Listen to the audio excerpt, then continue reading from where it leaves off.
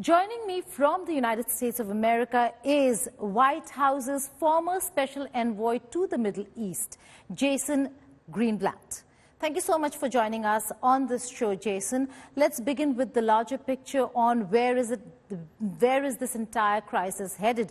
Are we looking at the Israeli military yet again entering Gaza and having their presence there?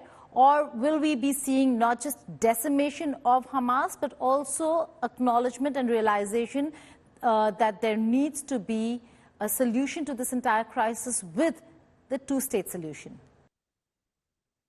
Well, I think to answer that question, we have to go backwards a little bit. We have to understand that this was a massacre. This was a pogrom. This was actions by Palestinian terrorists funded and aided by Iran, the Iranian regime, I should say, where babies were beheaded, women were raped, mothers were killed in front of their children, children killed in front of their parents.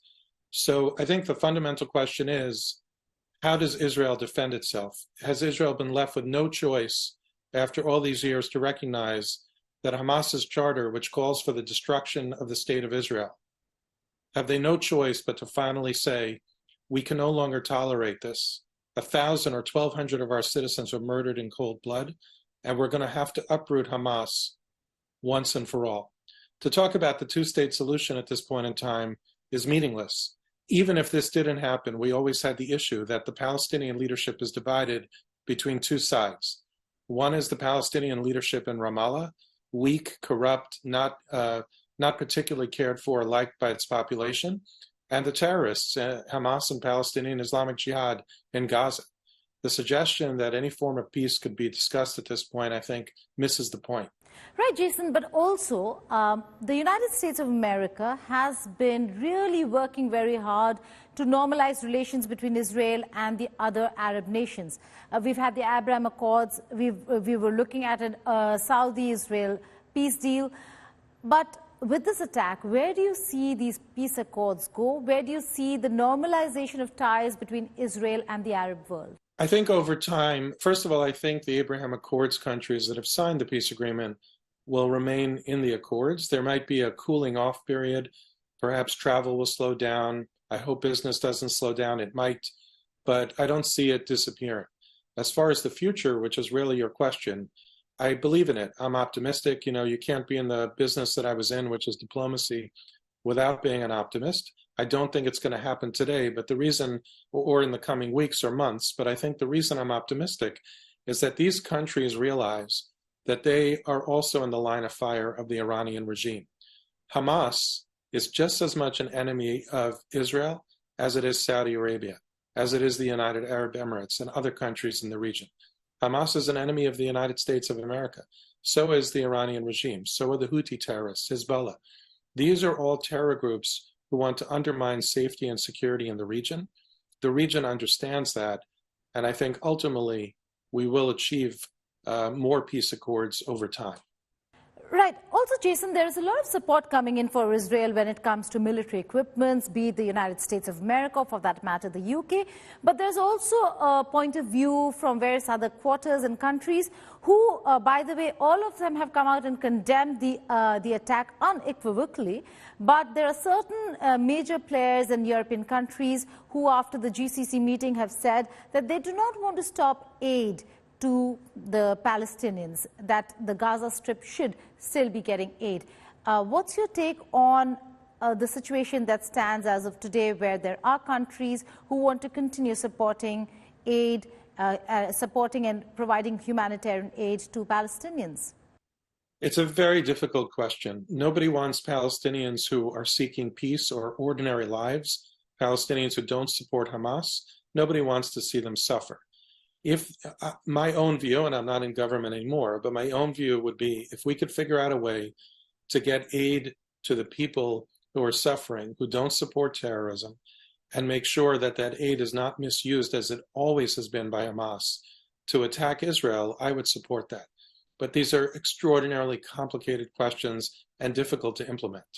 Right. Also, when it comes to the Hamas organization, the terror organization, Jason, there are quite a few important countries, including the United States of America, that have come out and declared Hamas a terror organization. But there are many others, including India, who've not declared Hamas a terror organization. What's the expectation of the United States of America or Washington, D.C. when it comes to Hamas vis-a-vis the international community? I'd like to say I'm disappointed by those who have not declared it a terror organization, the same way I'm disappointed when the U.S. lifted the terror label off the Houthi terrorists in Yemen that constantly attack the United Arab Emirates and Saudi Arabia.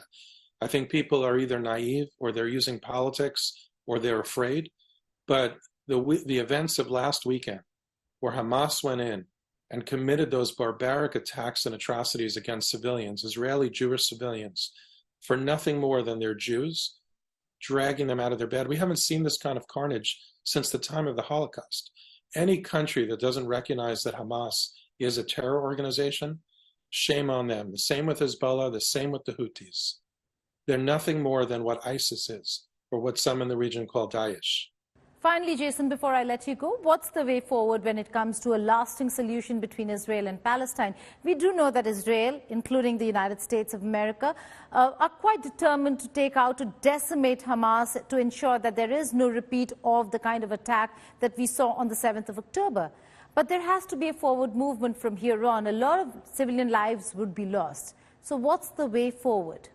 Well, the immediate thing is for Israel to be able to do what it has to do and take out Hamas, to decimate Hamas. Is it achievable or not? I don't know. And you're correct in saying that there will be probably, unfortunately, sadly, a massive loss of life. War is a horrible, horrible thing. But this is not a war that Israel asked for. It's a war that was thrust upon Israel. At some point, and I think the point has come after this massacre, countries in the world have to ask themselves, what would we do if we were attacked like this? I don't think there's any sane country in the world that would allow its civilians to be attacked like that and not figure out a way to repel that attack and try to prevent it from from happening again at whatever the cost. But beyond that, and it's a very important and fair question, can peace be achieved? Well, then we're back to all the issues that we struggled with when I was at the White House. Beyond just the issues of land and Jerusalem and refugees, which they're not really, many of them or most of them are really no longer refugees. Can there be a Palestinian leadership that unites its people and wants to have a peaceful future and be good neighbors with Israel? That's always been the open question. And sadly, after this weekend, we have to wonder if there is no such leadership. All of my Palestinian friends who called me over the last week have expressed shock and horror at what happened. They're just as dismayed as everybody else around the world, but they have no power. They're afraid to speak their voice. They won't come on TV with me or write opinions with me. Why? Because they're afraid. They're afraid that they're going to get beat up. They're afraid that their families members will get beat up. Until that society changes, where the good people among the Palestinians can actually chart a future for them, I'm not optimistic that any form of peace can happen. Jason Greenblatt, thank you so much for joining us here on India Today. Thank you for having me.